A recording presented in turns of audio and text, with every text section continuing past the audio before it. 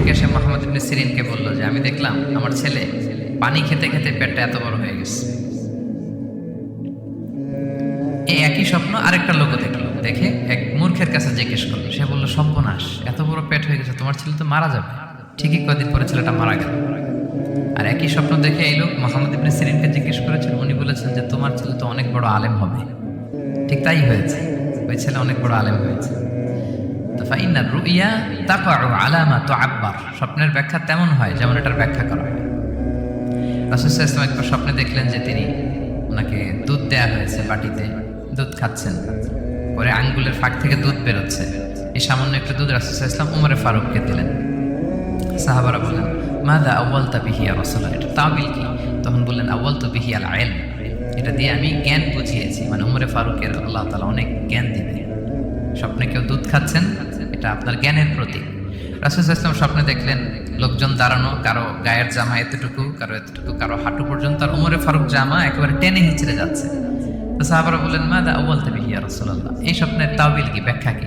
রাসূল সাল্লাল্লাহু আলাইহি ওয়াসাল্লাম বললেন, আওয়ালতু বিহি আদ-দীন আত-তাকওয়া, এটা দ্বারা আমি দিনদারি বুঝিয়েছি। মানে উমরে ফারুকের দিনদারি অনেক বেশি। স্বপ্নে কেউ ছোট জামা দেখলে তার দিনদারি কমতেছে, এটার একটা আলামত। তো এই জন্য হুট করে স্বপ্নের কথা কাউকে শেয়ার করতে নেই।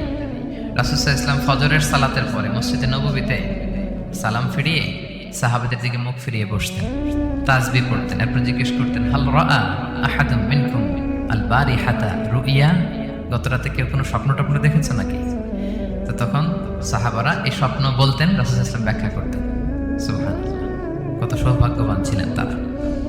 তাহলে স্বপ্ন বলা যাবে নাকি কাউকে? শুধু মুরাদ ভাই বলবে না, বাকিরা বলবে? স্বপ্ন বলবেন কাউকে? খুবই শুভাকাঙ্ক্ষী, আপনার একেবারে ক্লোজ ফ্রেন্ড, তাকে বলতে পারেন। আর অনেক বড় আলেম যিনি ভালো ব্যাখ্যা করতে পারবেন, আপনাকে গাইড করতে পারবেন, তাকে বলবেন। এছাড়া বলা যাবে না। আর খারাপ স্বপ্ন তো বলাই যাবে না, আল্লাহ তাআলার কাছে পানা চাইতে হবে। তাহলে ঘুমিয়ে ঘুমিয়ে যেটা দেখি এটা কারোর কাছে বলা যাবে না। আর যেটা পাওয়ার আকাঙ্ক্ষা মানুষকে ঘুমাতে দেয় না, ওইটাও একটা স্বপ্ন। বলে না যে আমার জীবনের স্বপ্ন আমি এটা করব, এটাও স্বপ্ন। এই ভিশনও শেয়ার করা যাবে না কারোর সাথে। আপনারা তো ব্যবসায়ী মানুষ, টিপস শিখাই দেখেছি। বিশাল বড় একটা কিছু প্রজেক্ট নিছেন, শুরু করার আগে আপনি বলে ফেলছেন, শেষ, আর এটা হবে না।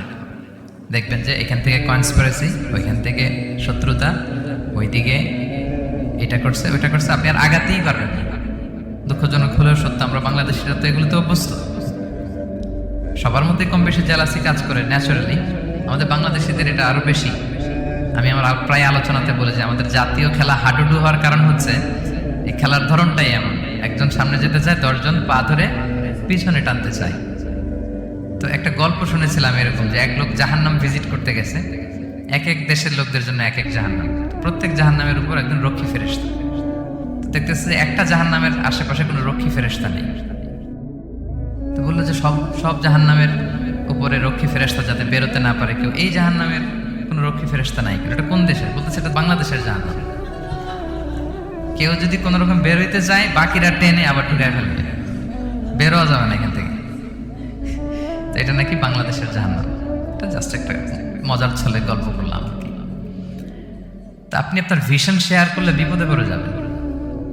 আপনি প্রপার হোমওয়ার্ক করবেন, গ্রাউন্ড ওয়ার্ক করবেন, কাউন্সিলিং করবেন, প্রজেক্ট দাঁড় করাবেন, লঞ্চিং প্রোগ্রামের দিন সবাইকে জানাবেন। সব রেডি, এবার আর কেউ কিছু করতে পারবে না, দাঁড়াই গেছে, সব রেডি আমার। লঞ্চিং জাস্ট একটা ফর্মালিটিস, তারপরে আমার কাজ শুরু হবে। কিন্তু আপনি আগেই যদি সবাইকে জানাই ফেলেন, হবে? এটা হবে না। এটা হচ্ছে 1 নম্বর লেসন, স্বপ্ন শেয়ার করতে নেই। এই লেসনটাকে ক্লিয়ার রে ভাই এবং বোনেরা? আচ্ছা, মুভিং অন, 2 নম্বরে চলে যাই। সূরা ইউসুফের 2 নম্বর লেসন হচ্ছে চরিত্র হচ্ছে মানব জীবনের সবচেয়ে দামি সম্পদ, আপনার ক্যারেক্টার। আমরা ছোটবেলায় পড়েছি না যে when money is lost, nothing is lost, health is lost, something is lost, character is lost, সব শেষ। এটা অনেক দামি সম্পদ। সো এই মোরাল স্ট্যান্ডার্ড বা আপনার এথিক্স, এটাতে কোনো কম্প্রোমাইজ করা যাবে না। চরিত্র শেষ তো সব শেষ। বিশেষ করে যুবক ভাইয়েরা, আপনারা অনেক যুবক আছেন এখানে দেখতে পাচ্ছি।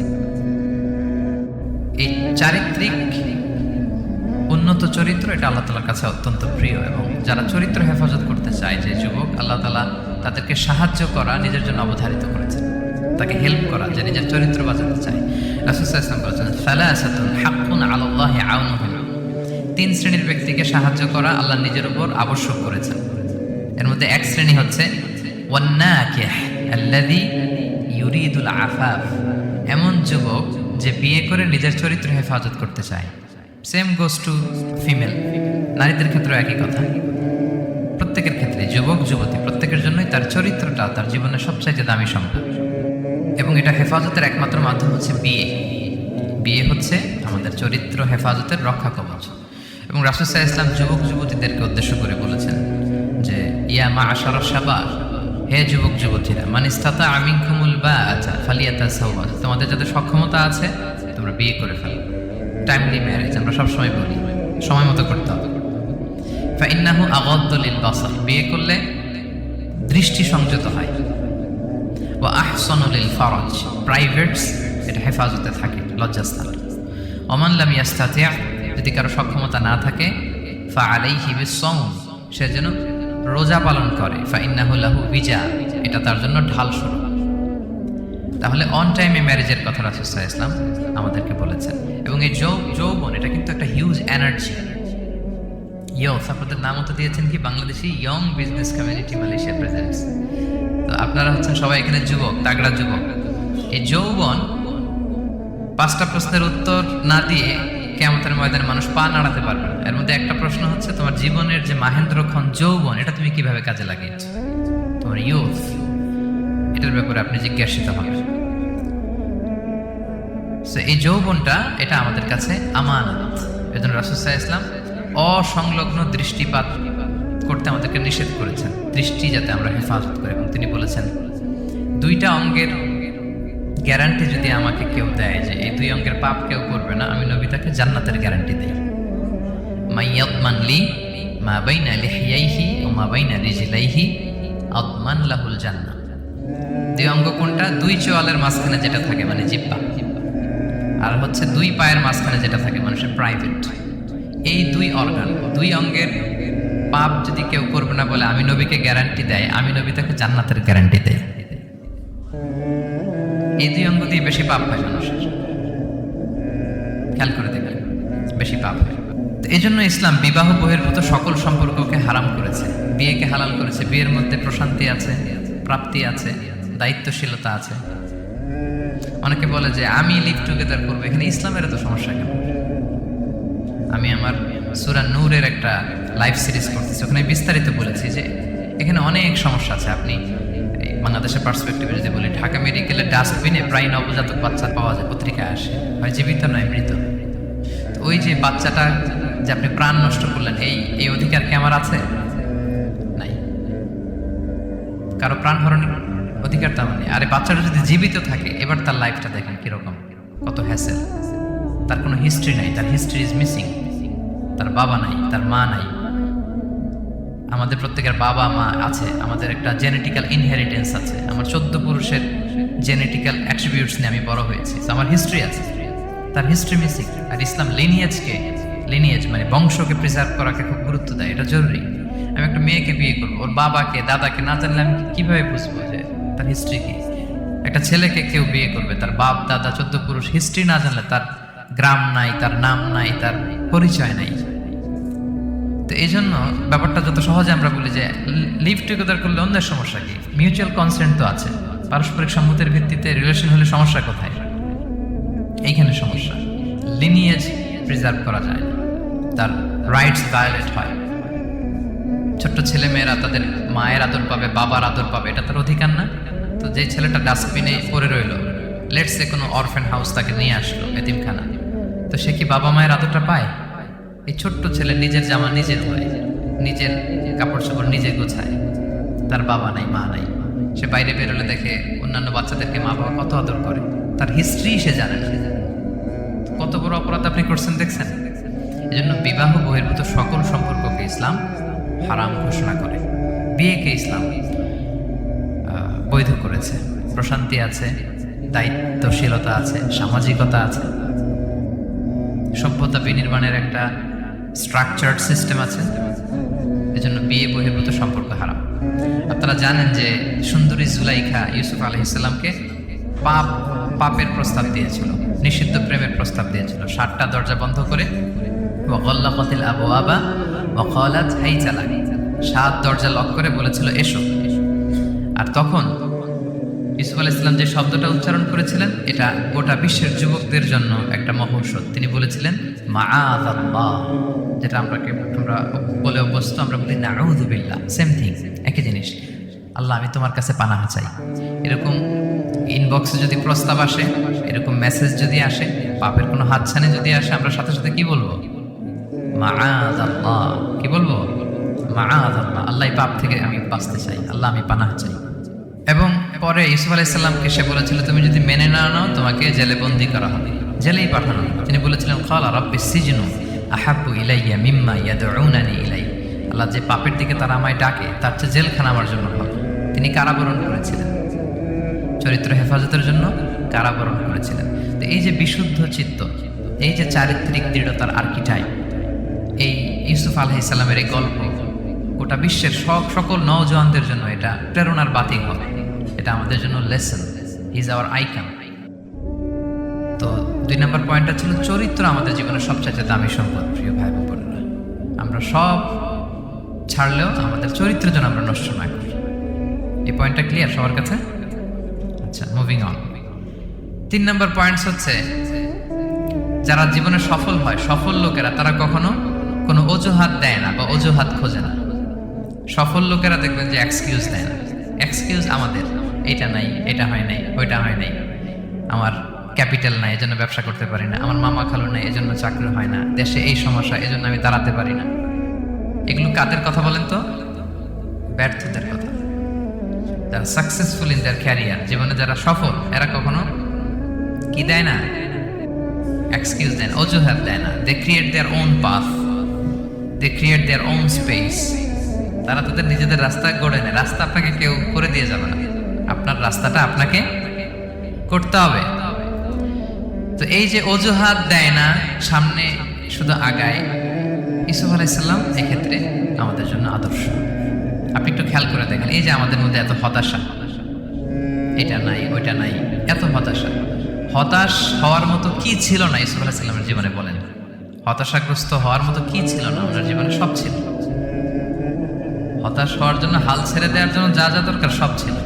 ছোটবেলায় ভাইদের ষড়যন্ত্র, ওনাকে পিটিয়ে মেরে আহত করে কুয়ার মধ্যে ফেলে দেওয়া হয়েছে, অন্ধকার কুয়া, ছোট্ট বাচ্চা। সেখান থেকে এক ক্যারাভ্যান কাফেলা এসে ওনাকে নিয়ে মিশরে বিক্রি করে দিল, দাস কেনা বেচার বাজারে। কৃতদাস উনি, এখন কৃতদাস। আর আমাদের মতো স্বাধীন মুক্ত মানুষ নন, কৃতদাস হিসেবে বিক্রি করে দেওয়া, সার্ভেন্ট। আজিজে মেসরের ওখানে যে উনি কৃতদাস হিসেবে জীবনযাপন শুরু করলেন। নারীর ছলনায় এখানে ফিতনার সম্মুখীন হলেন, কারাবরণ করলেন। হতাশ হওয়ার মতো কি ছিল না? বলেন, সব ছিল।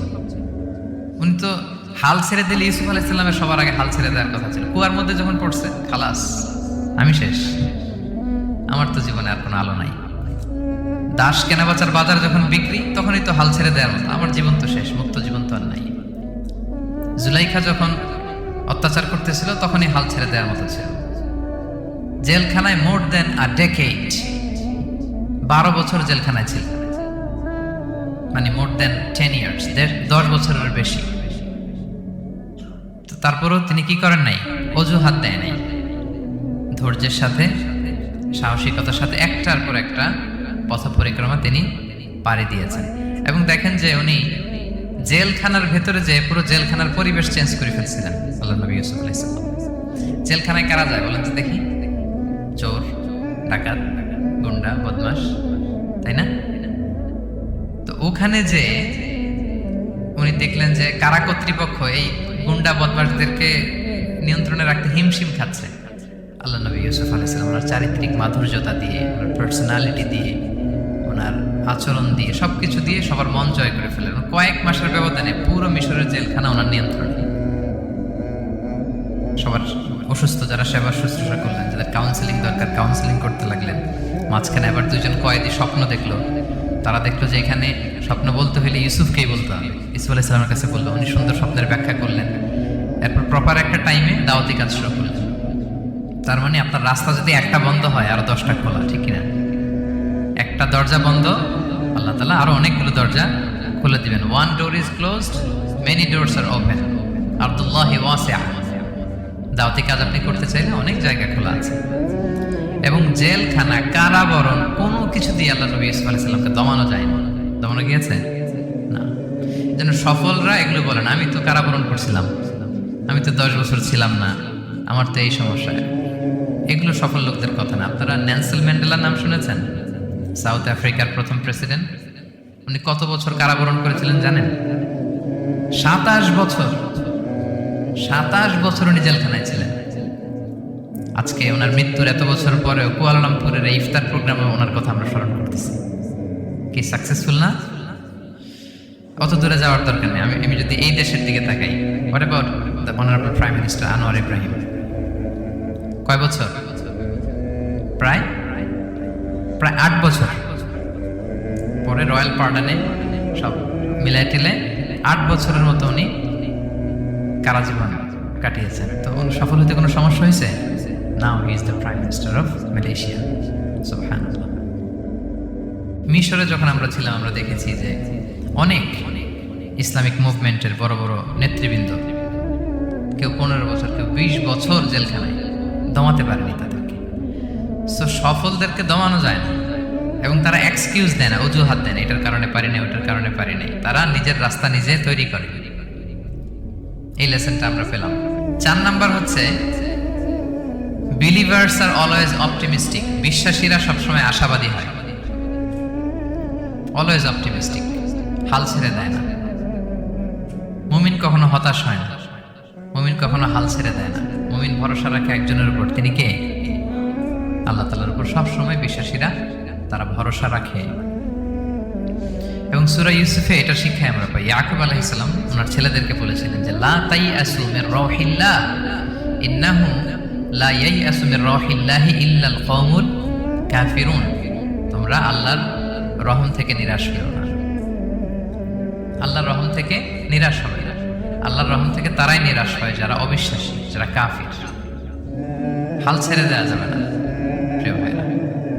এবং উনি প্রথমে ওনার ছেলে ইউসুফকে হারালেন, তারপরে বানিয়ামিনকে হারালেন, এরপর অন্যান্য ছেলেরা মিশরে চলে গেল শস্য আনার জন্য। তারপরে উনি আশা ছাড়েননি। উনি বলেছেন ফাসাবরুন জামিল, যে কোনো পরিস্থিতিতে আমি ধৈর্য ধারণ করছি। আসাল্লাহু আইয়া আতিয়ানি বিহিম জামিআ, এবং আমি আশাবাদী যে আল্লাহ সবাইকে আমার কাছে ফিরিয়ে দিবেন একদিন। সবাই ওনার পাগল বলতো। কি বলেন আপনি? বয়সের ভারে নুজ্জ হয়ে আপনি পাগলের মতো বলতেছেন ইউসুফ ইউসুফ ইউসুফ। কোথায় সেই ইউসুফ? ওকে তো নেকড়ে খেয়ে ফেলেছে। কারণ ইউসুফের ভাইয়ের একটা গল্প সাজিয়েছিল। সন্ধ্যাবেলা এসে বলেছিল, বাবা আমরা তো খুব যত্নবান ছিলাম, কিন্তু নেকড়ে বাঘ তো খেয়ে ফেলেছে ইউসুফকে। তো উনি ইউসুফ আলাইহিস সালামের জামাটা হাতে নিলেন। হাতে নিয়ে দেখে ওরা আবার একটা বকরি জবাই করে এটা রক্ত মাখায় নিয়ে আসছিল জামাতে। তো উনি বললেন যে ইউসুফকে কোন নেকড়ে খেলো যে ইউসুফকে খেয়ে ছিন্ন বিচ্ছিন্ন করে ফেললো, আমার ইউসুফের জামার মধ্যে তো কোনো আঁচল লাগলো না, জামার তো ডানে বায়ে কোথাও ছিঁড়া দেখতে পাচ্ছি না, শুধু রক্ত। এ কেমন নেকড়ে বাঘ? ইউসুফকে খেয়ে ফেললো কিন্তু ইউসুফের জামা ছিঁড়ল না। আপনারা জানেন যে জুলাইখা যখন ইউসুফ আলাইহিস সালামকে জোর করে পেতে যাচ্ছিল, আল্লাহ নবী ইউসুফ আলাইহিস সালাম চরিত্র বাঁচানোর জন্য দৌড় দিলেন ইলা নাহিয়াতিল বাব, দরজার দিকে। আর আল্লাহ তাআলা দরজা খুলে দিতে লাগলেন। 7ম দরজার সামনে এসে জুলাইখা ইউসুফ আলাইহিস সালামকে পেছন থেকে ধরে ফেললেন। ধরে যখন টান দিলেন, পিছনে জামা ছিঁড়ে গেল। তো সামান্যই জোরাজোরিতে জামা ছিঁড়ে যায়। আর একটা নেকড়ে একটা মানুষকে চিড়ে কুটে খাবে, তার জামা ছিঁড়বে না? ছিঁড়বে। ওই জামা দেখে উনি আন্দাজ করে ফেলছেন যে এটা মিথ্যা কথা, আমার ইউসুফকে নেকড়ে বাঘ খায়নি। এই যে অপরাধীরা যখন অপরাধ করে তারা সব আলামত মুছতে পারলো, একটা আলামত বাকি থেকে যায়। কোনো না কোনো আলামত থাকবে যেটা রেশ ধরে সিআইডিরা, ক্রিমিনাল ইনভেস্টিগেশন ডিপার্টমেন্টের লোকেরা, তারা অপরাধীকে শনাক্ত করে ফেলে। তো ছোটবেলায় ইউসুফ আলাইহিস সালামকে হারালেন, এরপরে বানিয়ামিনকে হারালেন, এরপরে ছেলেরা গেল শস্য আনতে, কেউ নাই ওনার পাশে। কিন্তু উনি বললেন যে আমি বিশ্বাস করি, আমি আশাবাদী। উনি বলেছিলেন আমি আশাবাদী যে আল্লাহ তাআলা সবাইকে একদিন আমার কাছে ফিরিয়ে দেবেন, এবং তাই হয়েছে। সবাইকে আল্লাহ তাআলা ওনার কাছে এনে দিয়েছিলেন, এবং ওনারা সবাই মিশরে চলে গিয়েছিলেন। এক মহা পুনর্মিলন হয়েছিল পিতা পুত্রের সেদিন, দীর্ঘ প্রায় 30-40 বছর পর। তো এই জন্য আমরা সবসময় আশাবাদী থাকবো, optimistic, never be pessimistic, try to B optimistic always. সবসময় আপনি আশাবাদী হবেন। রাসূল সাল্লাল্লাহু আলাইহি ওয়াসাল্লাম সবসময় আশাবাদী থাকতেন। যে কোনো একটা দিকে নেগেটিভিটি থাকবে, পজিটিভিটি থাকবে, আপনি কোনটা নেবেন? পজিটিভটা আপনি নেবেন। একটা উদাহরণ আছে না, যে এরকম একটা গ্লাসের অর্ধেক যদি পানি থাকে, কেউ দেখে অর্ধেক খালি, কেউ দেখে অর্ধেক পানি ভর্তি, তো আপনি অর্ধেক যে পানি ভর্তি ওইটা খেয়াল করবেন, আশাবাদী হবেন। আশাবাদী লোকদেরকে আল্লাহ তাআলা পছন্দ করে। নিরাশ হয় যারা কাফির, অবিশ্বাসী তারা। আর শয়তানের সবচেয়ে বড় মিশন হচ্ছে আমাদেরকে হতাশ বানানো। আমাদেরকে কি বানানো? সে আমাদেরকে হতাশ বানাইতে পারলে সে সাকসেসফুল। সে আমাদেরকে বোঝাতে থাকে, এত পাপ করেছিস, আল্লাহকে তোরে মাফ করবে? মনে হয় করবে না। এত পাপ হয়ে গেছে, এত অন্যায় হয়ে গেছে, মনে হয় আল্লাহ পাপ মাফ করবে না। যা হয়েছে হয়েছে, আরেকটু কর, আরেকটু এনজয় করতে থাকে, আরেকটু গা ভাসায় দে পাপের সাগরে। এরকম আপনারে প্রভোগ করতে থাকে সে। আপনাকে আশাবাদী হতে দেয় না যে না, আমি পাপ যতই করি, আমার পাপ যত বড় হোক, আল্লাহর রহমতের দরিয়া তার চাইতেও বড়। এটা ভাবতে দেয় না শয়তান। আমাদের বারবার বারবার নিরাশ করতে থাকে। নিরাশ যদি আমাদেরকে করতে পারে, শয়তান সফল। শয়তান সবসময় আমাদেরকে নিরাশ করতে চায়, ভয় দেখায়। তুমি যে এই পাপ করেছো, আল্লাহ তো মাফ করবে না, এত বড় পাপ তো আল্লাহর কাছে ক্ষমা হবে না। সো আমরা যেন আশাবাদী হই, আমরা যেন হতাশার সাগরে ডুবে না যাই, অপটিমিস্টিক যেন হই সম্মানিত ভাইরা। এবং ইউসুফ আলাইহিস সালাম কিন্তু এক্ষেত্রে আমাদের জন্য আদর্শ। তিনি আশাবাদী ছিলেন এবং শেষ পর্যন্ত লড়াই করে গিয়েছেন, নিরাশ হওয়া যাবে না। এই পয়েন্টটা ক্লিয়ার সবার কাছে? 5 নাম্বার লেসন হচ্ছে, আপনি যদি বড় কোনো কাজ করতে চান, আপনার বড় প্ল্যান লাগবে, যেটাকে আমরা মাস্টার প্ল্যান বলি। বড় কিছু করতে হলে মাস্টার প্ল্যান লাগে এবং আপনার প্রপার ম্যানেজমেন্ট লাগবে। প্ল্যানিং ছাড়া পৃথিবীতে কিছু হয় না। প্ল্যানিং যে কোনো কাজে, যে কোনো ক্যারিয়ারে, যে কোনো প্রফেশনে প্ল্যানিং ছাড়া বড় কোনো কিছু হয় না। আপনি প্ল্যানিং করেন, হার্ড ওয়ার্কিং করেন, সফলতা আপনাতেই এসে ধরা দেবে। এটা পৃথিবীর সুন্নাত।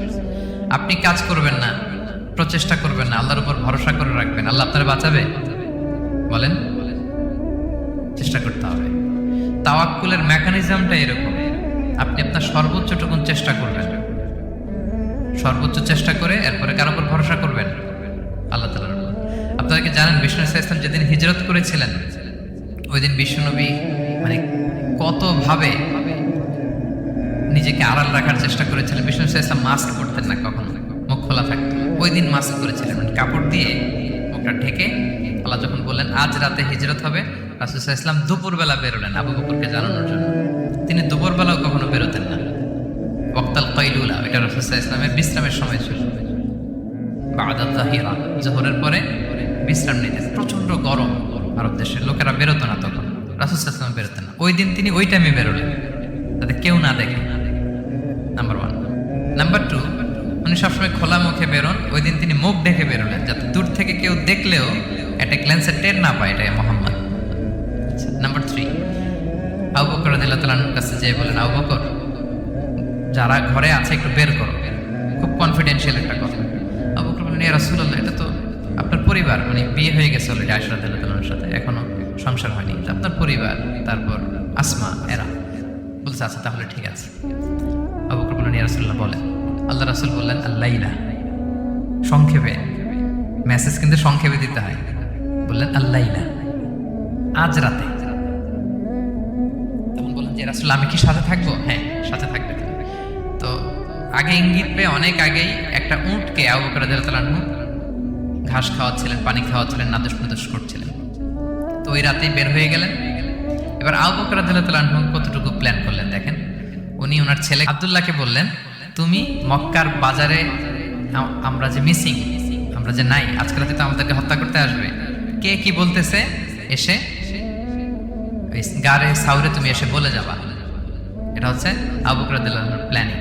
এই যে প্ল্যানিং যে কত দরকার, বড় কাজের জন্য যে প্ল্যানিং লাগে। রাসূল সাল্লাল্লাহু আলাইহি ওয়াসাল্লাম প্ল্যান করছে কিভাবে? দুপুরে বেরিয়েছেন, মুখ ঢেকে বেরিয়েছেন, সবার সামনে বলতে চাচ্ছেন না, শর্ট ওয়ার্ড দিয়ে বলে ফেলতেছেন। আবু বকর রাদিয়াল্লাহু তাআলার প্ল্যানিং হচ্ছে 2 মাস ঘাস খাওয়ালেন উটকে, উট প্রস্তুত, অর্থ প্রস্তুত, এবং মক্কা থেকে মদিনায় সাওয়াহিলি রোড দিয়ে, অর্থাৎ সাগরের পাশ ঘেঁষে ক্যারাভেন যে রাস্তা ছিল ওই রাস্তায় না, লোকচক্ষুর অন্তরালে আরেক রাস্তায় আমাদেরকে পৌঁছায় দিতে পারবে, এরকম একজন গাইড তিনি ভাড়া করে রাখলেন। ছোট্ট ছেলে আব্দুল্লাহকে বলেন, আব্দুল্লাহ, আমরা যখন গাড়ি সাউরে 3 দিন থাকবো, তুমি সকালবেলা মদিনার মক্কার বাজারে ঘুরবা, কে কি বলে আমাদের ব্যাপারে, আবু বকর মোহাম্মদ নিয়ে কে কি বলে সে আমাদেরকে শোনাবে। তো ছোট্ট ছেলে আব্দুল্লাহ যখন এই তথ্য দিয়ে যাবে, আব্দুল্লাহর ফুটপ্রিন্ট থাকবে না, বের হয়ে মরুভূমি দিয়ে হেঁটে গাড়ি সাউর আবার হেঁটে, তো ফুটপ্রিন্ট কেউ ফলো করলে তো সোজা আল্লাহ রাসূল এবং আবু বকরের কাছে পৌঁছে যাবে। উনি প্ল্যান বিও করে রাখলেন যে আব্দুল্লাহ যখন আমাদেরকে ইনফরমেশন পৌঁছে চলে আসবে, তিনি আরেকজনকে ঠিক করে রাখলেন যে তুমি আমার ছাগলগুলো ওই রাস্তায় একটু চড়াবা, তখন ছাগলের ফুটপ্রিন্ট থাকবে। ছোট্ট আব্দুল্লাহর পায়ের যে ছাপ, ফুটপ্রিন্ট ওইটা আর থাকবে না। সুবহানাল্লাহ বিহামদি, কি প্ল্যান! ঠিকই আব্দুল্লাহ যেত, ফুটপ্রিন্ট পড়তো, এরপর তার রাখাল এসে ছাগল চড়াতো ওখানে, ফলে এখন শুধু ছাগল হাঁটার দাগ, ছোট্ট বাচ্চার আর দাগ নেই। এভাবে ওনারা হিজরত করেছেন, এরপরে তাওয়াক্কুল করেছেন আল্লাহর উপর। আর আমরা বলি যা করে আল্লাহ, আল্লাহর উপর তাওয়াক্কুল করলাম, এরকম বলি না? যা হবে হবে, এটা তাওয়াক্কুল হয়েছে? আমরা টিপিক্যাল বাঙালি মুসলমানরা কি বলতাম? আমি আল্লাহর নবী, আমি কাফেরদের নাকের ডগার উপর দিয়ে যাব, দেখি কে ঠেকায়, কার শক্তি বেশি, কুরাইশদের শক্তি বেশি না আল্লাহর শক্তি বেশি, এরকম বলতাম না? যে আমি রাতের বেলায় কেন যাবো, আমি দিনের বেলায় আবু জাহেলের নাকের ডগার উপর দিয়ে হেঁটে যাবো, দেখি কার শক্তি বেশি, আমার আল্লাহ বড় নাকি আবু জাহেল বড়। এরকম সস্তা কিছু আবেগিক কথা আমরা বলতাম। কিন্তু বিষ্ণু ঈসা ইসলাম কিরকম প্ল্যানিং করেছেন দেখেন, ওনার রোলটা উনি প্লে করেছেন এবং সব শেষে ভরসা করেছেন কার উপর? আল্লাহ তাআলা। তাহলে প্ল্যানিং, বড় কাজ করতে হলে আপনাকে প্ল্যানিং লাগবে। উনি কি প্ল্যান করলেন শোনেন। উনি যখন জেলখানায় ছিলেন, রাজা একটা স্বপ্ন দেখলেন যে 7টা গাভী হৃষ্টপুষ্ট, তাদেরকে গিলে খেয়ে ফেলতেছে 7টা জীর্ণ শীর্ণ গাভী, আর 7টা সবুজ গমের শীষ, 7টা শুকনো গমের শীষ। এই অদ্ভুত স্বপ্ন দেখে উনি হয়রান, ঘুম ভেঙে গেল, ডাকলো সবাইকে, কেউ স্বপ্নের ব্যাখ্যা বলতে পারে না। সবাই বলতেছে আদগাস আহলাম, এটা অলিক স্বপ্ন, এর ব্যাখ্যা আমরা জানি না। তখন একজন বলল, রাজার যে সাকিল মালিক, সে বলল একজন আছে জেলখানায় আমার সাথে পরিচয় হয়েছিল, তার নাম ইউসুফ, ও পারবে। ইউসুফ আলাইহিস সালামকে বলা হলো, ইউসুফ আলাইহিস সালাম ব্যাখ্যা দিলেন, 15 বছরের মাস্টার প্ল্যান জানাই দিলেন রাজাকে। কয় বছরের?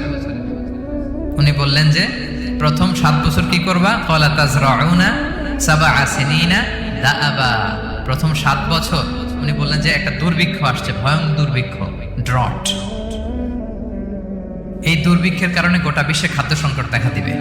নেক্সট 7 ইয়ার্স মিশরের সব জায়গায় কাল্টিভেটেড ল্যান্ড যেগুলো আছে চাষ করতে হবে ইচ্ছে মতো।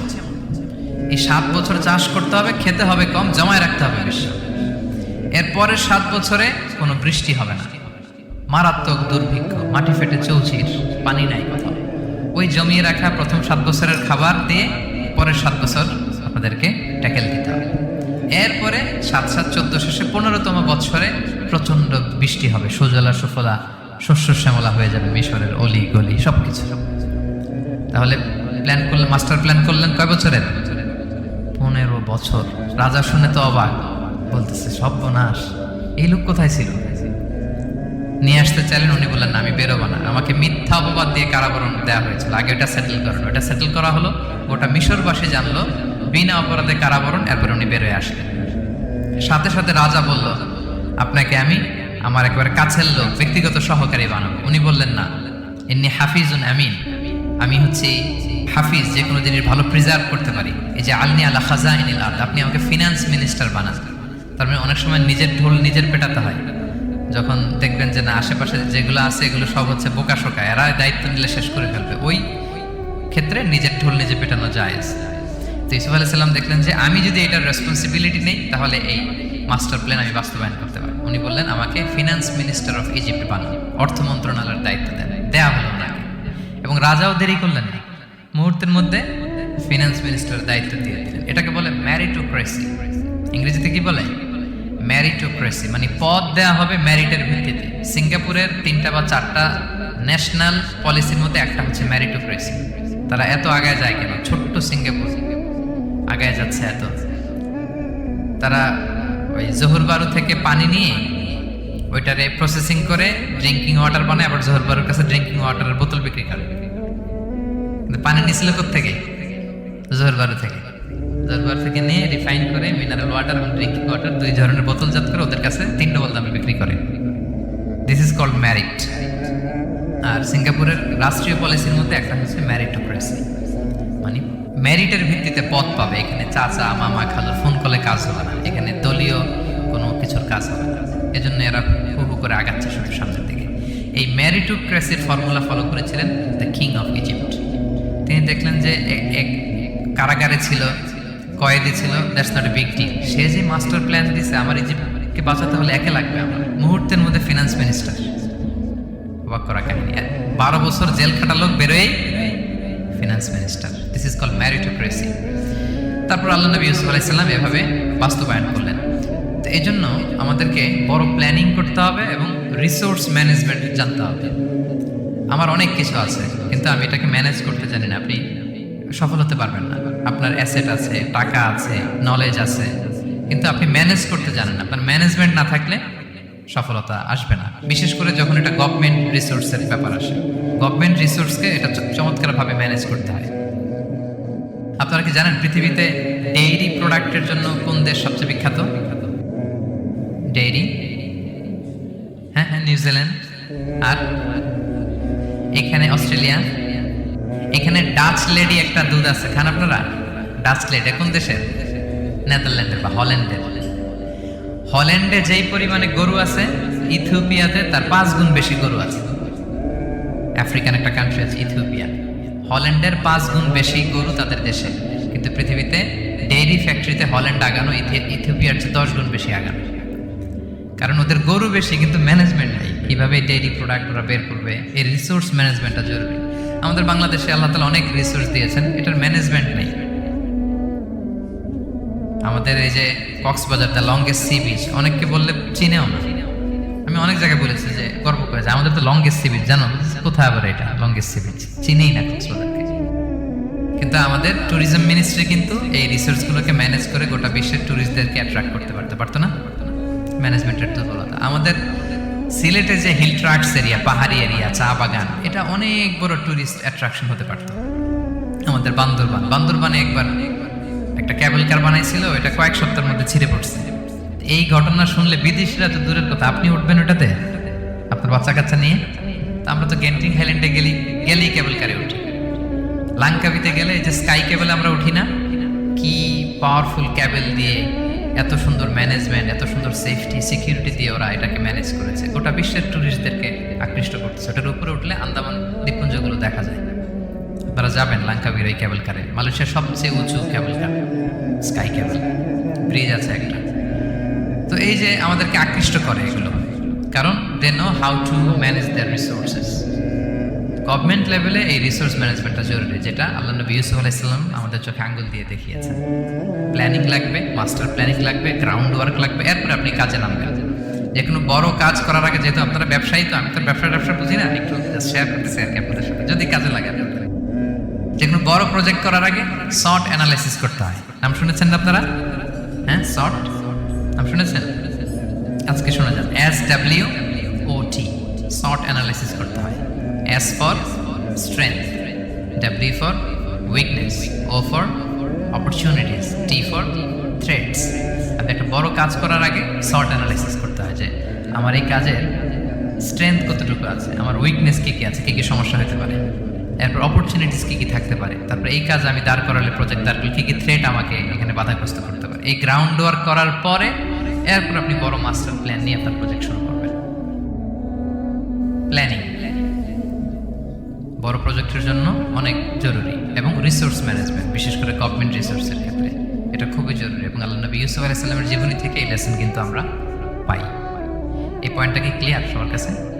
5 নাম্বার পয়েন্ট একটু কঠিন হয়ে গেল নাকি? ক্লিয়ার? 6 নাম্বার পয়েন্ট হচ্ছে এ দাঈ ইজ অ্যান অপরচুনিটি সিকার। আল্লাহ নবী ইউসুফ আলাইহিস সালামের জীবনী থেকে আমরা শিখতে পারি যে একজন দাঈ হচ্ছে সুযোগ সন্ধানী, পজিটিভ অর্থে আর কি।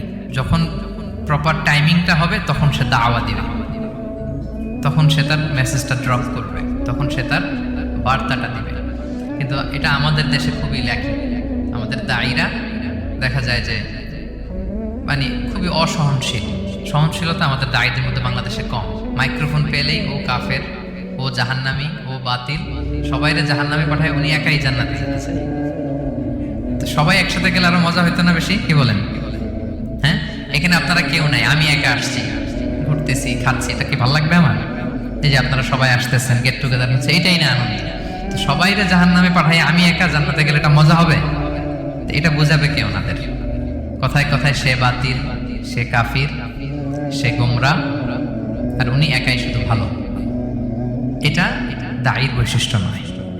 আরব শায়েখরা বলেন যে নাহনু দুআত লাসনা কুদাত, আমরা দায়ী, আমরা জাজ নই। আমাদের দায়ীরা দায়ীর চেয়েও জাজ হতে চায় বেশি। খুব জাজমেন্টাল, আমরা খুব বেশি অ্যাটাকিং কথা বলি, আমরা অন্যকে নাকচ করে দেই, বাতিল করে দেই। এটা দায়ীর কাজ নয়। দায়ীর কাজ শুধু পৌঁছে দেওয়া। দায়ীর কাজ কি? ওমা আলাইনা ইল্লাল বালাগ, ওমা আলা রাসূলি ইল্লাল বালাগুল মুবিন, লাস্তা আলাইহিম বিমুসাইতির। নবী আপনাকে দারোগা বানিয়ে পাঠায়নি, আপনি পিছনে পিছনে ঘুরবেন। ফালা আল্লাকা বাকিউন আলা নাফসিকা আলা আথারিহিম ইল্লাম ইউমিনু বিহাদাল হাদিসে আসাফা। মানে নবী আপনি তো পাগল হয়ে যাবেন ওদের পিছনে ঘুরতে ঘুরতে, ওরা ঈমান আনে না কেন, ওরা জান্নাতি হবে না কেন, এত পেরেশান তো হওয়ার দরকার নেই। আপনার কাজ শুধু পৌঁছে দেওয়া। হেদায়েত দেয়া না দেয়ার মালিক কে? আল্লাহ। ইন্নাকা লা তাহদি মান আহবাবতা ওয়ালাকিন্নাল্লাহা ইয়াহদি মান ইয়াশা। নবী আপনি যাকে চান হেদায়েত দিতে পারবেন না। আপন চাচা আবু তালেব এত ভালোবাসতো রাসূল সাল্লাল্লাহু আলাইহি ওয়াসাল্লামকে, ফিনান্সিয়াল সাপোর্ট, পলিটিক্যাল সাপোর্ট সব দিয়েছেন। রাসূল ভালোবাসতেন ওনাকে। মৃত্যু সজ্জায় শুয়ে আছে, চাচা একবার বলেন আশহাদু আল্লা ইলাহা ইল্লাল্লাহ ওয়া আশহাদু আন্না মুহাম্মাদুর রাসূলুল্লাহ, আমি বাকিটা আল্লাহর সাথে বুঝবো। উনি সবশেষে বললেন আলা মিল্লাতি আব্দুল মুত্তালিব, আমি আব্দুল মুত্তালিবের শিরকি বিশ্বাসের উপরই শেষ নিঃশ্বাস ত্যাগ করলাম। তো রাসূল সাল্লাল্লাহু আলাইহি ওয়াসাল্লাম চাইলেও দিতে পারে? পারে না। তা আপনি দায়ী, আপনি এরকম জাজমেন্টাল কেন হবেন? আপনি এরকম অন্যকে নাকচ কেন করবেন? আপনার কাজ তো শুধু পৌঁছে দেওয়া। আমাদের কাজ কি? একজন দায়ী মোটেও জাজমেন্টাল হবে না, তিনি শুধু পৌঁছে দিবেন এবং প্রপার টাইমিং এর অপেক্ষায় থাকবেন। ইউসুফ আলাইহিস সালাম জেলখানায় ঢুকেই লা ইলাহার দাওয়াত দেননি, আগে সবার মাঝে নিজের একটা শক্ত অবস্থান নিশ্চিত করেছেন। যখন দেখলেন যে না কেউ বিপদে পড়লে ওনার কাছে আসে, পরামর্শ চাইলে ওনার কাছে আসে, উনি ভাবলেন এই তো আমার টাইম। এরপর উনি শুরু করলেন মানে তাওহীদের কথাকে, শিরককে উচ্ছেদ করে তাওহীদ প্রতিষ্ঠার কথা এত সুন্দর আপনি সূরা ইউসুফের মধ্যে যেভাবে পাবেন অন্য কোথাও এরকম পাবেন না। অনেক সুন্দর করে এখানে তিনি দাওয়াত দিয়েছেন। তো দায়ীর কাজ হচ্ছে প্রপার টাইমিংটা করা। একজন দায়ী সবার সাথে মিশবে, দল মত নির্বিশেষে। গোটা বিশ্ব তার দাওয়াতি প্ল্যাটফর্ম। সে অনলাইনে, সে অফলাইনে, সে ক্যামেরার সামনে, সে কিবোর্ডে, সে মুসলিমের কাছে, অমুসলিমের কাছে, সবার কাছে আপনি মিশবেন। অনেক অমুসলিমরা আমাদের কথা শুনে, অনেক হিন্দু ভাইরা কথা শুনে, অনেক বৌদ্ধরা কথা শুনে, অনেক নাস্তিকরা কথা শুনে। হিজ মাই অডিয়েন্স। অনেক গুন্ডা মাস্তান আমাদের কথা শুনে। আপনি ওদের সাথে বসবেন, হাফ প্যান্ট পরে বসছে, গলায় স্বর্ণের চেইন, মদের গ্লাস নিয়ে বসছে, বসেন আপনি। দেখেন না এবিটলিও কি সুন্দর করে চলে যায়, সুন্দর করে। যে উনি আমাকে বলতেছে যে শায়েখ আমি যে অনেক মেয়েদের সাথে বসি টসি, আমি কিন্তু মনে মনে শুধু আস্তাগফিরুল্লাহ পড়ি। আমাকে বলতেছে শায়েখ যে আপনি দেখছেন ইন্দোনেশিয়াতে এখানে সেখানে আমি চলে যাই বিভিন্ন মদের বারে, এখানে সেখানে, আমি কিন্তু মনে মনে আস্তাগফিরুল্লাহ পড়ি। তার মানে তার চিন্তা চেতনা কত সুন্দর দেখেন, যে ওখানে তো যাইতে হবে আমাদের। পাপের জায়গায় আড্ডাখানায় না গেলে আপনি দাওয়াতটা দিবেন কোথায়? সো প্রপার একজন দায়ী is an opportunity seeker. Say proper timing বুঝে দাওয়াতটা দিবে এবং একজন দায়ী দল মত নির্বিশেষে সবার কাছে কোরআনের কথা পৌঁছাবে। যেই দায়ী ভেদাভেদ করেন অডিয়েন্সের মধ্যে, তিনি এই দাওয়াতি কাজের উপযুক্ত নন এবং দাওয়াতের এই মহান মর্যাদাকে তিনি হানি করছেন। একজন পটেনশিয়াল দায়ীর এরিয়া গোটা বিশ্ব। 7 নাম্বার সর্বশেষ লেসন হচ্ছে success isn't a destination, success is a journey. আমরা সফলতাকে অনেক একটা ডেস্টিনেশন মনে করি। ওই যে আমার সফলতা, আমি ওখানে পৌঁছলেই সফল, বাস খালাস, কেন আর কিছু লাগে, এটা হয়ে গেছে, আমি সফল না। Success isn't a destination. সফলতা এটা কোনো গন্তব্যের নাম নয়, এটা একটা journey, journey to journey, journey to journey, চলমান প্রক্রিয়া। সফলতার কোনো শর্টকাট হয় না, হয় অনেক কাঠখড় পুড়িয়ে জীবন যুদ্ধের প্রতিটি অধ্যায়ে নিজেকে প্রমাণ করে করে একটু একটু করে আপনি সফল হবেন, একটু একটু করে আগাবেন। ইটস এ জার্নি, এটা কোনো ডেস্টিনেশন নয়। এবং সফল হওয়ার পথ পরিক্রমায় কোনো লিফট নেই, সিঁড়ি বেয়ে উপরে উঠতে হয়। কি ব্যয়? কিন্তু আমরা সফল হতে চাই কিভাবে? ডাইরেক্ট 100 তলায় তো আমি সফল, উপরে সবার উপরে আমি, এইভাবে চাই সফলতাটা। সবার উপরে উঠে যাব, গোল্ড মেডেল গলায় পরাই দিবে, আমরা সাকসেসফুল। না, সফলতার রাস্তায় কোনো লিফট থাকে না। কি দিয়ে উঠতে হয়? সিঁড়ি বেয়ে ঘাম জড়িয়ে উঠতে হয়। দেখেন, শুধু আলোর মুখ দেখার জন্য মায়ের পেটে আমাদের কত সময় লাগছে বলেন তো? জাস্ট একটু লাইট, হ্যাঁ, 9 মাস 10 মাস সময় লাগছে শুধু একটু আলো দেখবো আমরা। একটু আলোর মুখ দেখার জন্য আমার লাগছে 9 মাস। আর এখানে আমরা শর্টকাট ফিজিক্যালি কি খুঁজি? সফলতার কোনো শর্টকাট নেই। অল্প এফোর্টে যারা সফল হতে চায় এরা কোনোদিন সফল হয় না। ইউসুফ আলাইহিস সালামের জীবনীটা একটু খেয়াল করেন, একটু একটু করে তিনি সামনের দিকে গিয়েছেন এবং সবশেষে ইজিপ্টের ফিনান্স মিনিস্টার হয়েছেন। এজন্য ধৈর্য ধারণ করতে হবে, নিজের সর্বোচ্চটুকু উজাড় করে দিয়ে আপনার রোলটা আপনি প্লে করবেন, এরপর আল্লাহ তাআলার উপর ভরসা রাখবেন। কিন্তু অনেক চেষ্টার পরেও যদি কাঙ্ক্ষিত সফলতা না পান, হতাশ হওয়ার কিছু নেই। কারণ বিশ্বাসীর সফলতা শুধু দুনিয়াতে না, বিশ্বাসীদের সফলতা আখিরাত পর্যন্ত বিস্তৃত। ওইটা আসল সফলতা। ফামান যুহজিহা আনিন নারি ওয়া উদখিলাল জান্নাতা ফাকাদ ফাজ। যে জাহান্নাম থেকে মুক্তি পেল, জান্নাতের নিশ্চয়তা পেল, সেই সফল। তো আমরা যেন সেই সফলতার জন্য অপেক্ষা করি, আমরা যেন দুনিয়া আখিরাত উভয় জাহানের সফল। বিশ্বনবীর অভ্যাস ছিল জরুরি কথা 3 বার বলতেন। বিশ্বনবী একদিন বললেন, আত-তাকওয়া হা হুনা, আত-তাকওয়া হা হুনা, আত-তাকওয়া হা হুনা, তাকওয়া এখানে, তাকওয়া এখানে, তাকওয়া এখানে। ওয়া ইউশিরু ইলা সাদরিহি সালাসা মাররাত। এই কথা বলে বিশ্বনবী 3 বার এখানে ইঙ্গিত করলেন, তাকওয়া এখানে, এখানে, এখানে। একবার এখানে বললেই তো হয়, 3 বার বললেন কেন? কারণ এটা জরুরি। জরুরি কথা কয়বার বলতে হয়? 3 বার। এজন্য আল্লাহ বললেন আল কারিয়া মাল ওমা আদরাকা মাল। আল্লাহ বললেন কারিয়া মাল কারিয়া ওমা আদরাকা মাল কারিয়া। 3 বার বলে, যেহেতু এটা মাক্কি সূরা, মক্কার কুরাইশদের দৃষ্টি আকর্ষণ করছেন, two attract the attention of the listener, যারা শুনবে শ্রোতার দৃষ্টি আকর্ষণ। আল্লাহ বললেন আল কারিয়া, হ্যাঁ, আল কারিয়া মাল কারিয়া, হ্যাঁ, মাল কারিয়া ওমা আদরাকা মাল কারিয়া, হ্যাঁ, ওমা আদরাকা মাল কারিয়া। সুবহানাল্লাহ পড়েন। কি সিস্টেম কোরআনের! দৃষ্টি আকর্ষণের জন্য 3 বার। কয়বার? কারিয়া মানে বিকট আওয়াজ। কারিয়া মানে কি? বিকট শব্দ, মহাপ্রলয়, মহা ধ্বংসযজ্ঞ, বিকট বিস্ফোরণের আওয়াজ। ওই আওয়াজটা ঘটবে কিয়ামতের দিন। কোন দিন? জোরে বলেন। কিয়ামতের দিন সব যখন ধ্বংস হয়ে যাবে, যে একটা ক্লাপস হবে, সাউন্ড হবে, এক্সপ্লোশন হবে, ওই সাউন্ডের মতো সাউন্ড জীবনে শুনছেন? আপনি কতটুকু বড় আওয়াজের শব্দ শুনেছেন? রাস্তায় ট্রাকের টায়ার পাংচার হয়েছে, এই আওয়াজটা হয়তো আপনি সবচেয়ে বড় আওয়াজে শুনেছেন, ঠিক কিনা? কিংবা দপ্তরি যখন ঘন্টা বাজায়, সাউন্ড আছে না নাই? দাম দাম করে দপ্তরি ছুটির ঘন্টা দেয়, বিকট আওয়াজ হয়। মহাসমাবেশে ককটেল ফাটাইলে আওয়াজ হয় না? শুনছেন না? আবার বাতাসের ধাক্কায় দরজা বন্ধ হয়, শটাস করে আওয়াজ। এই আওয়াজগুলো আমাদের কাছে সবচাইতে বড় আওয়াজ। এর চেয়ে বড় সাউন্ডের কোনো কিছু আমরা জীবনে শুনছি? কথা বলেন। ঠেড়া বললেও কিন্তু অনেক আওয়াজ হয়, ঠিক কিনা? আমাদের কাছে সর্বোচ্চ সাউন্ড হচ্ছে এগুলো।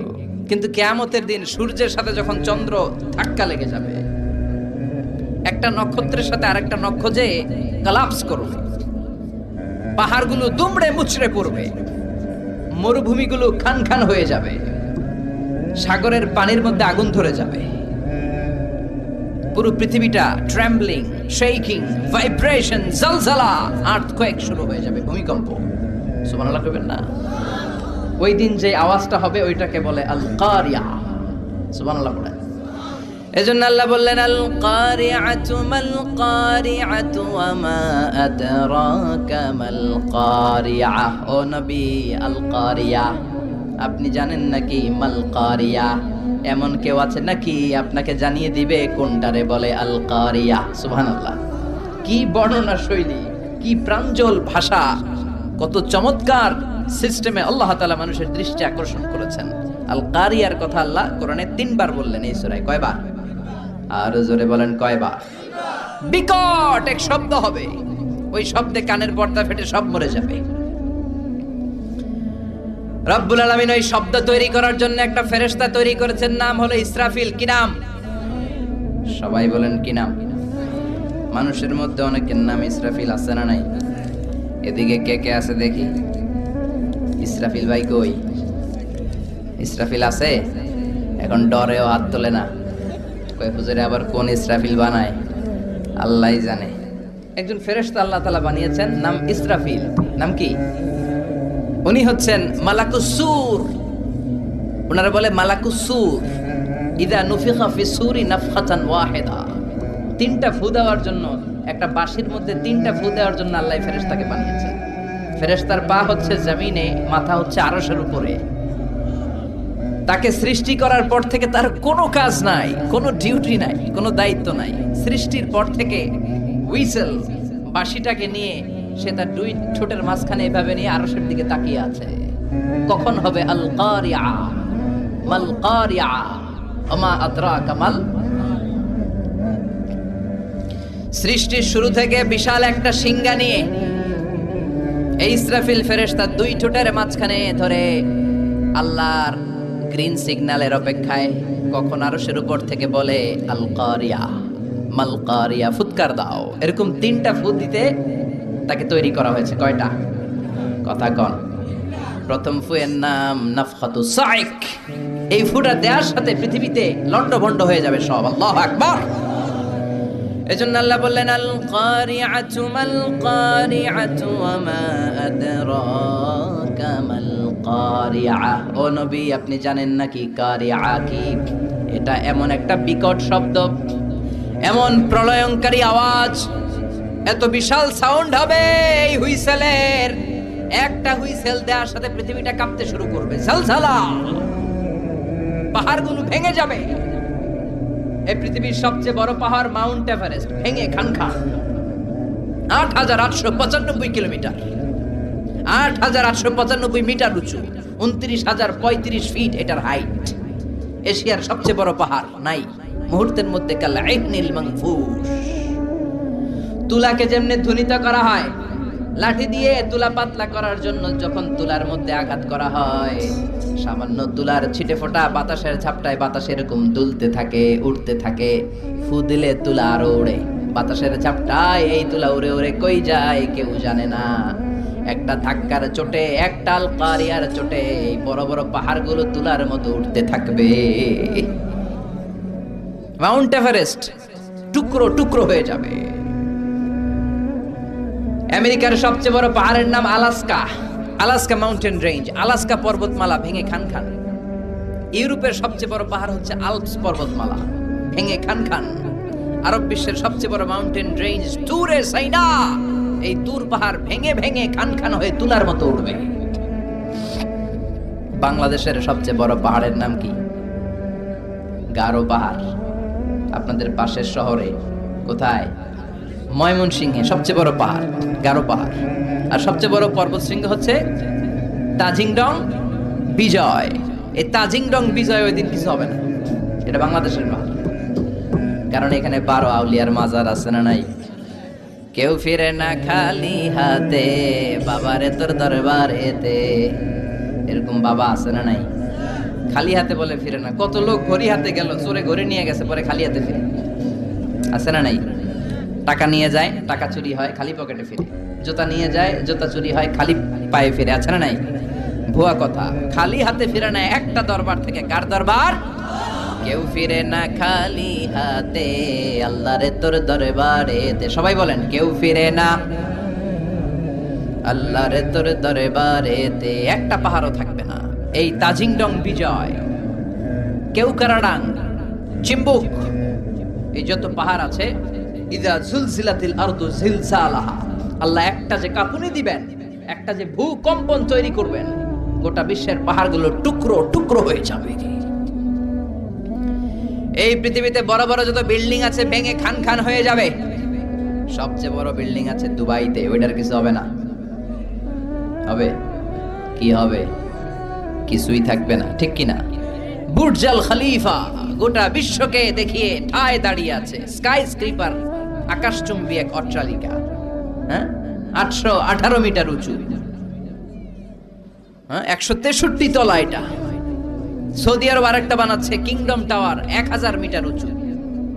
1000 মিটার 1 কিলোমিটার। একটা বিল্ডিং যদি লম্বায় 1 কিলোমিটার উঁচু হয়, এটা দেখা যাবে সামনে যে? আল্লাহু আকবার। চায়নাতে আছে সাংহাই টাওয়ার, কাবা ঘরের পাশে আছে মক্কা রয়্যাল ক্লক টাওয়ার, মালয়েশিয়াতে আছে পেট্রোনাস টুইন টাওয়ার, এক টাওয়ারের চেয়ে আরেকটা বড়। তাইওয়ানে একটা আছে দি টাইপেডাং 101, 101 তলা। আল্লাহ কিয়ামতের দিন ইযা জুলজিলাতিল আরদু জিলজালাহা আল কারিআতু মাল কারিয়া, ওই যে হুইসেলের বাঁশির শব্দে যে ভূমিকম্প হবে, একটা টাওয়ারও টিকবে? চিল্লায় বলেন টিকবে? এজন্য আল্লাহ বললেন আল কারিআতু মাল কারিআতু ওয়া মা আদরাকা মাল কারিআ। সেই দিন ওই হুইসেল দেওয়ার সাথে সাথে পুরো পৃথিবীটা কাঁপতে শুরু করে দিবে। কার কথা? আর জোরে বলেন কার? ইযা রুজ্জাতিল আরদু রাজ্জান ওয়া বুসাতিল জিবালু বাসসা। সেই আল কারিয়ার হুইসেল দেওয়ার সাথে সাথে পুরো পৃথিবীর এমন কোনো জায়গা নাই কাঁপতে শুরু করবে না, সব কাঁপাকাঁপি শুরু করবে।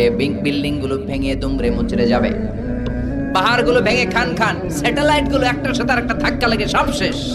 আমাদেরও এখন স্যাটেলাইট আছে, কি নাম? বঙ্গবন্ধু স্যাটেলাইট আছে না নাই? কিছুদিন আগে শুনলাম এটা নাকি নাই এখন, কই যেন উইরা চলে গেছে। হায় হায়, প্রবাসীদের 1000 কোটি টাকা আকাশে উড়াল দিছে। আল্লাহ হেফাজত করুক। এই স্যাটেলাইট গুলো একটার সাথে আরেকটা কলাপস করে সব শেষ থাকবে। কিয়ামত শুধু এক দেশে হবে না, পৃথিবীর সব জায়গায় এট এ টাইমে এই বিস্ফোরণ শুরু হয়ে যাবে। গগনবিদারী চিৎকার, বাঁচাও! সারা পৃথিবীর বুকে এরকম চিৎকার, বাঁচাও! আপনি এখানে, আপনার ভাই থাকে সৌদি আরবে সে দিবে চিৎকার, আপনি এখান থেকে চিৎকার, গোটা বিশ্বের চারদিক থেকে সবাই চিৎকার দিবে। চিল্লায় বলেন ঠিক কিনা? আবার আল্লাহ বলেন ফাইদা برق البصر وخسف القمر وجمع الشمس والقمر يقول الإنسان أين المفر। সেদিন মানুষের চোখ হবে ছানা বড়া, চন্দ্র সূর্যে কোনো আলো নাই, সবার মুখে এক চিৎকার, পালাবো কই, যাবো কই? চারদিকে কাঁপাকাঁপি আছে না নাই? চারদিকে ইযা জুলজিলাতিল আরদু জিলজালাহা আছে না নাই? চারদিকে আল কারিয়াতু মাল ওয়া মা আদরাকা মাল।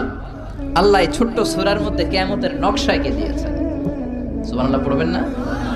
কিয়ামতের ধারাবাহিক প্রামাণ্য বর্ণনা দিয়েছেন। শুনতে রাজি আছেন? মনোযোগ আছে না গেছে? তাকবীর দেন, লিল্লাহি তাকবীর।